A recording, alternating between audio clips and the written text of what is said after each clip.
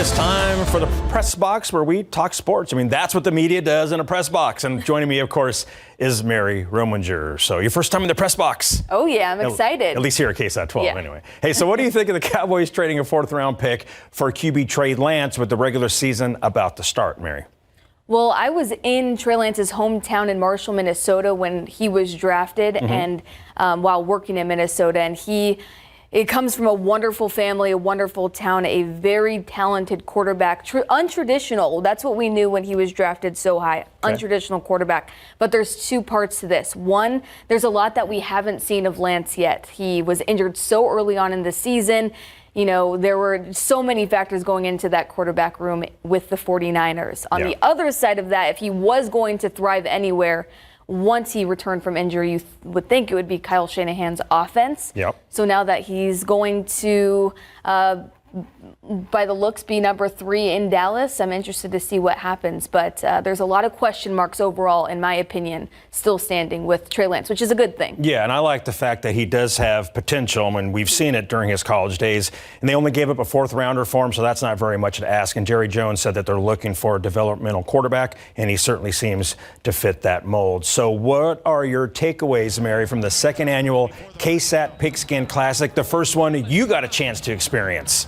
It was something special. Okay, so I think this is a very important event for the tradition of high school football in the state of Texas, especially in San Antonio. It's a wonderful opportunity, especially a tough test to start out your season at the high school level. But my other takeaway is I have a newfound respect for everyone here at KSAT, including yourself, Larry, because all of the personnel at KSAT was at the Dome all day yesterday and Friday. So kudos to everyone involved. You know, the one thing that I really took away from it, which I know about anyway since I've been covering high school football in Texas for, 18, 19 years now, is just the passion from the families, the passion from the friends, the passion from the players on the field themselves. It's just so fantastic to see, and it was cool to see Uvalde be a part of it, running out there. A lot of players from all the teams had big, bright eyes looking around at the Alamo Dome, and I'll tell you what, there were a lot of fantastic players yesterday, but two that I'm really going to keep my eye on this year, Brandeis quarterback Lincoln Phil. That dude is a baller. And Jeff quarterback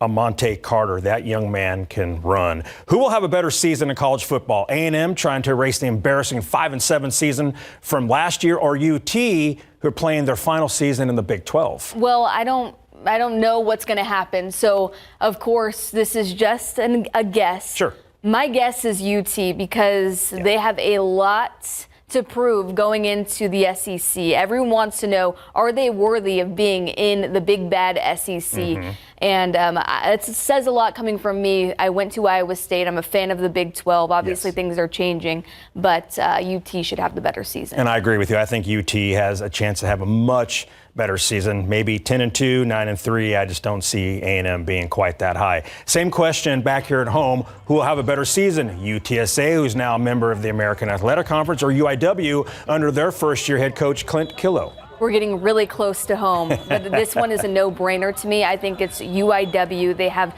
Zach Calzada coming in at quarterback, and they are fresh off of the FCS semifinalist appearance. You know, they only brought in so much more into a situation where they're successful. UTSA has a tough schedule this year, so for them it's more so kind of going through those growing pains. I'm interested to see how it plays out. Hey, I think it's going to be an exciting year. Maybe I'm more excited about UTSA, but UIW should have a great year. I think both these teams, UIW and UTSA, very talented. They're stacked with players on both sides of the ball. I can see both, and I'm like you, I really can't predict and say. I can see both these teams getting at least 10 wins or more.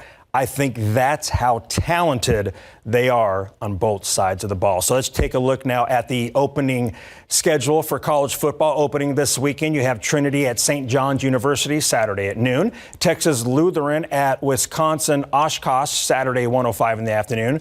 Rice playing at Texas Saturday 2:30 p.m. at DKR Texas Memorial Stadium. And we got a handful more games for you coming up. New Mexico at Texas A&M Saturday 6 p.m. at Kyle Field. UTSA at Houston Saturday at 6 p.m. KSAT 12 Sports is scheduled to be there for that game. Mary Rominger and Photog Billy. And UIW at UTEP Saturday night at 8.